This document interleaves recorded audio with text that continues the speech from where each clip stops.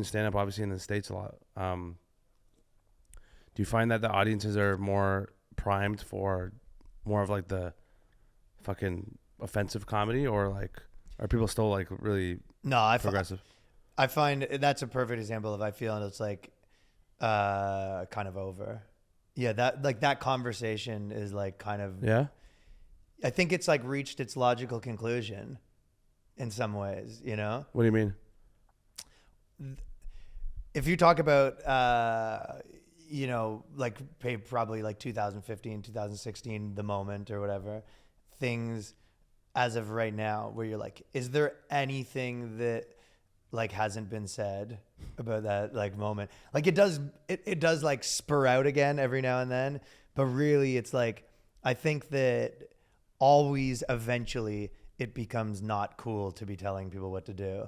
So the younger generation will never do it. Yeah. And then eventually that generation that was doing that ages out of relevance. And then young people kind of determine cultural, really. For sure. Yeah. The new generation coming up now, they're more like millennials, where like they don't give a fuck about all this. Right. If you imagine you went to like high school when everyone was like telling you what you can and can't say, like it's unlikely you would be that. No. You know what I mean? Yeah. And I mean, never is, right? So I think that sort of reaches logical conclusion. It feels like it's more in other places. It's always like in America, they have every conversation, but then other countries kind of like actually do this stuff.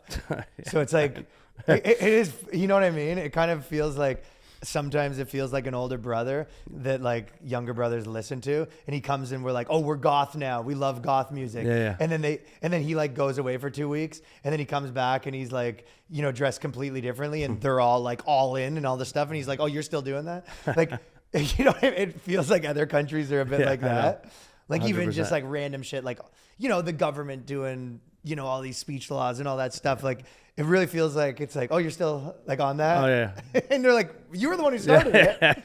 But it feels a little bit like that to me. Right. And you're talking about in the States, it's like that for you? I would just describe it as like the people that were, you know, telling you what to say or whatever lost. Yeah.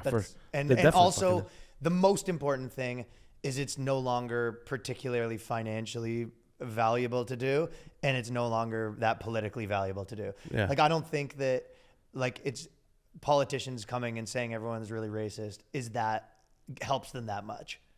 So I don't think I think that's why they don't do it. Once it stops like becoming profitable, whether that be in terms of votes or money, I think that people do it less. Yeah. That's facts. Yeah. That's kind of to me. Yeah. Why it's eventually then it kind of just, and then they just pretend that they never did it. 100%. I think a lot of people how many people do you know that were just like, can you believe that stuff? You're like, that was you 2 years ago. Yeah. Literally. Yeah. So many.